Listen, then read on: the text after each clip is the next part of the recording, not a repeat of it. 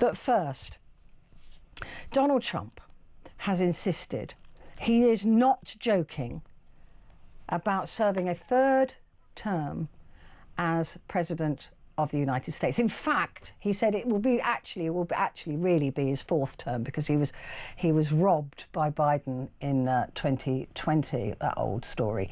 So the thing is, constitutionally, it's really not going to happen. But who is this man? Who is Donald Trump? He's talking about a third term. He's talking about bombing Iran now. He's obviously talking about ethnically cleansing Gaza, annexing Canada, and taking over Greenland and calling it red, white and blue land. You couldn't make this stuff up, really, if you tried. But I want to know who he really is. Are we misreading the man?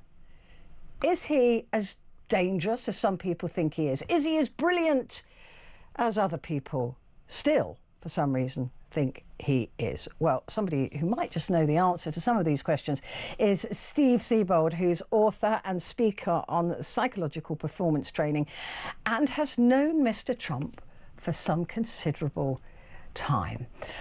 Steve, thank you for joining me. I have to start by saying that I'm a massive fan of you. I watch a lot of what you put out there, and I find what you say fascinating, which is why I was insistent we get you on my programme. That question, Steve, who is Donald Trump? Well, he's far more dangerous, Petri, than most people realize. This is a sick man. This is someone literally who needs major psychological help. He is the most dangerous person right now in the world, and I wish most of the world, especially in the U.S., but also in the U.K. and around the world, I wish people would see this as a non-political event, but literally a threat to world order. When you say he's...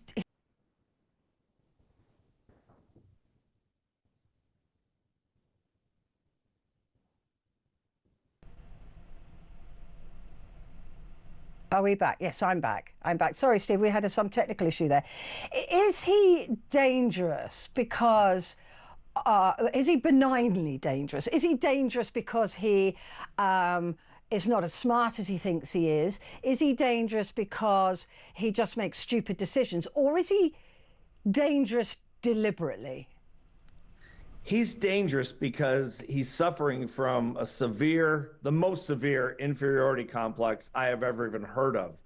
And this has been talked about for many years, especially in the U.S., especially in Florida, where people like me, live very close to him. And he's out to prove to people, and mostly himself, that he's this smart guy. He's not a very smart guy, but he's trying to prove that he is over and over and over. And a lot of us that have known him for a while thought that becoming president of the most powerful country in the world would be enough to satisfy that ego. But apparently that didn't happen in the first term. And now he's moving from a sociopathic, I believe, mentality to a psychopathic mentality. And that means people are going to die around the world unless he's stopped. So he is deliberately dangerous, in your view? Absolutely.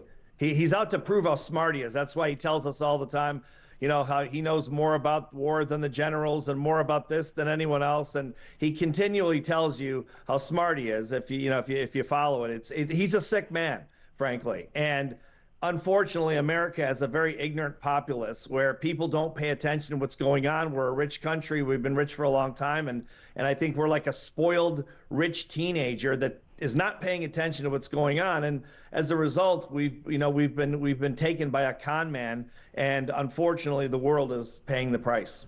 Now, you've known Mr. Trump for a few decades. Did you always think that? Or is this something he's grown into? He's the scariest person I've ever met in my life, frankly. And I felt that way. I don't know anyone, even when we first started, we started working for him, a company I started in the 1990s. People that around him told me literally during the first time of our contract said, the less time you spend around Mr. Trump, the more success you're going to have, because, he is not someone you want to get to know.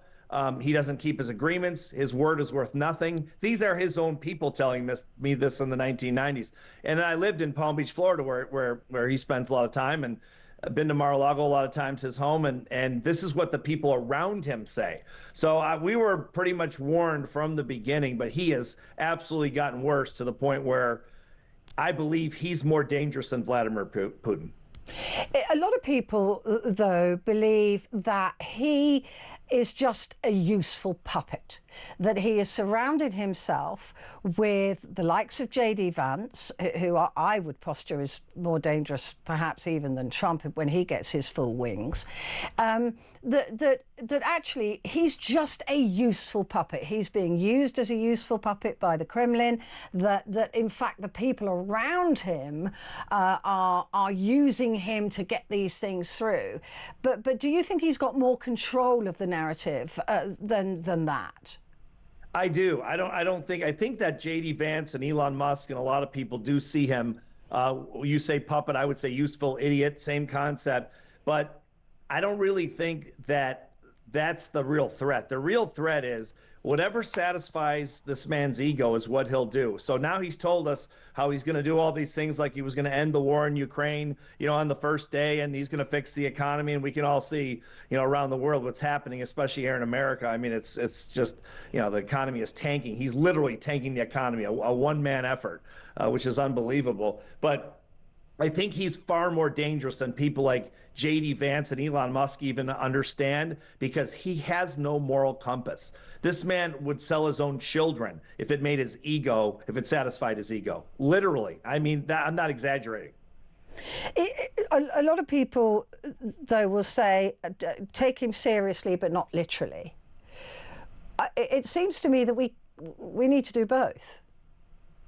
I agree with you. You need to take him seriously and literally, because you never know what this guy is going to do. It's this sickness he has to prove himself.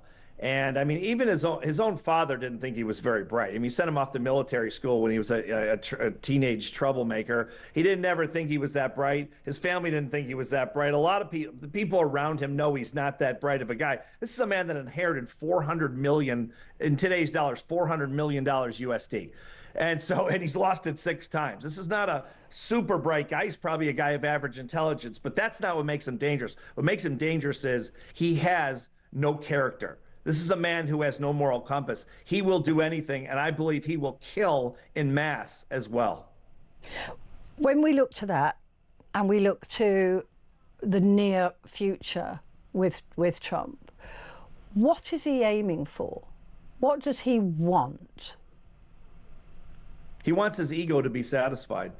I know that sounds almost pedestrian, but that's really, I believe, what it really is. There is no satisfying his ego. It's impossible. It's a hole he can't fill. He just doesn't understand that. He's not self-aware enough to know that. But that's what he's trying to do. He's trying to prove how tough he is. Trump is an absolute coward. He's not tough at all. And I'm so glad that Starmer and in the UK is standing up to him, and the Prime Minister of Canada is standing up to him, and people are standing up to him around the world. I'm so glad to see that, because he's a bully, he's a coward, and hopefully he will back down before more damage is done.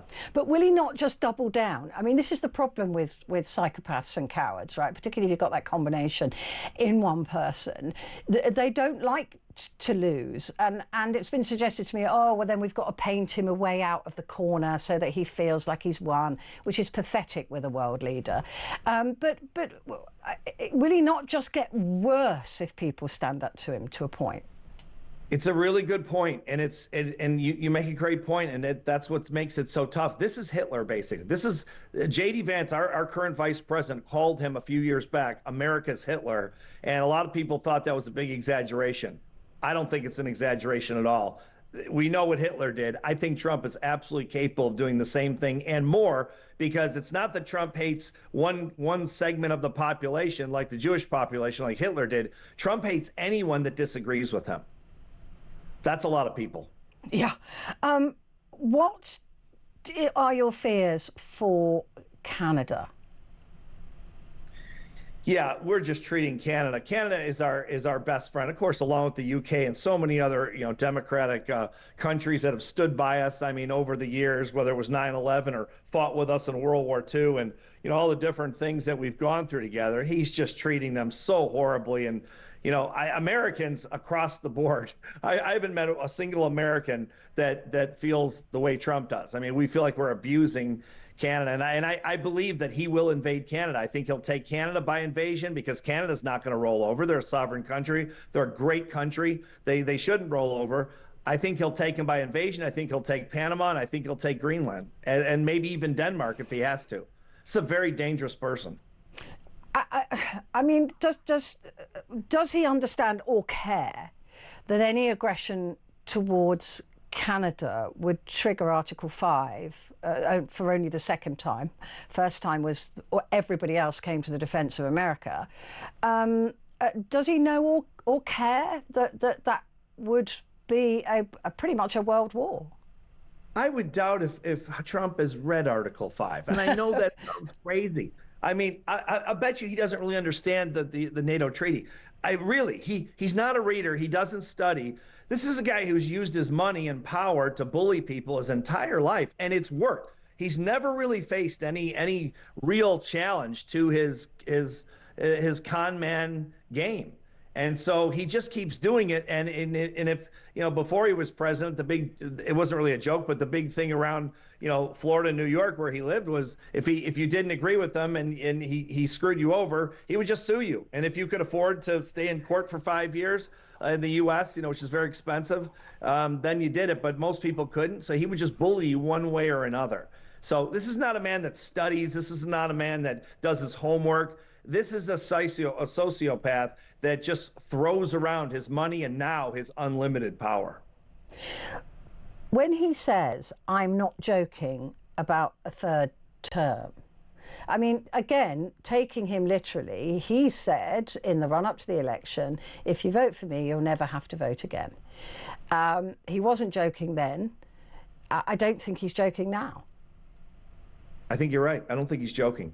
I really don't. And he's got people working, from what I understand, he's got people working behind the scenes already, trying to prove that, that he made this big lie that he lost this election, that he won the election, the last one, the one before. And of course, that was a big lie. But I think they're going to make some kind of play to get him in a third term. He wants to be Vladimir Putin. He worships these people, these murderous dictators.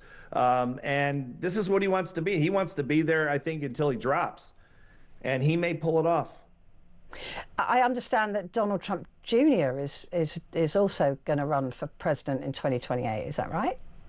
That's another scary thing that's been floated. He's another guy that's not very bright, has no Richie Rich. This kid was born with a silver spoon, just like his daddy, and knows very little about what he's doing.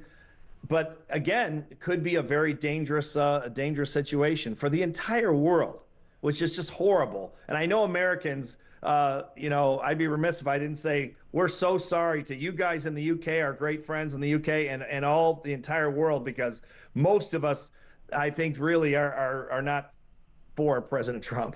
How are you coping, though? I mean, I'm not even American. I'm not even in America. But I literally can't sleep at night. I mean, I am furious for you and I am scared for you because we know about fascism on this side of the water, right? I mean, I'm too young to have lived through it, but believe me, it's in our DNA. And we can see it. We can see it coming. It's a check exercise, right? We can see all the boxes being ticked. But how are Americans coping? Now, clearly it's divided at the moment between MAGA and the rest of America. MAGA, it feels to me like they're in some form of cult, that it's not, they don't want to hear any of the bad stuff. They don't see it. But what about the rest of you? What's happening there? Yeah, I agree with you, Petri. And when you say you guys can see it coming, Americans can't. That's the problem. They really don't understand. They think this is a political divide. It's not political at all. I served in the Bush administration, 25 plus years ago, whatever it was, under George W. Bush. I loved politics. I was mostly a Republican, mostly a fiscal conservative, and really enjoyed the process and everything. this is not politics. I mean, for me personally, I mean, I'm losing sleep just like you are at night. And I think a lot of Americans are, mostly the Americans that understand that this is not politics. This is Hitler that's come to America, and he's getting more dangerous by the day. All you have to do is listen to his rhetoric, and it's very disturbing, and it's obviously it's affecting not only us in in the United States, but around people around the world. What will the American people do? Because it's getting late, right? In the checklist of what you can do. Do you think the American people will revolt? I know there's big marches coming up on April the 5th. You've been organising some of those. Will they get media traction? Will they even care? And if that doesn't work, what's next? Honestly, I hope that we rise up. A lot of us are out there screaming from top of our lungs to march, and I think we've got millions of people so far signed up for April 5th. I didn't organize that, but I'm just promoting promote it. Yeah, just helping promote it. It's a group called Hands Off 2025. They're doing a great job. So we're going to start protesting as much as we possibly can, and hopefully the masses will rise up, and we're trying to tell people this is why Hitler was able to take over Germany and exterminate 6 million Jews, because the people would not rise. And you're right. I believe you're exactly right. It's getting very late. We don't have a lot of time. I think if that doesn't happen, frankly, I think he'll be assassinated.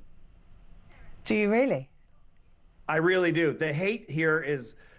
The fear is I've never experienced anything like it. And again, America's never seen anything like this. And I don't think this would be a good thing. Obviously, we don't want the president to be assassinated to be a terrible thing. But I think that's a real possibility. It's absolutely fascinating to talk to you, Steve. I'd like to do it again at some time, if I could, if you would agree. Absolutely. Wonderful. Steve Siebold there, author and speaker on psychological performance training, talking about his knowledge, his quite deep knowledge of knowing Donald Trump for 30 years.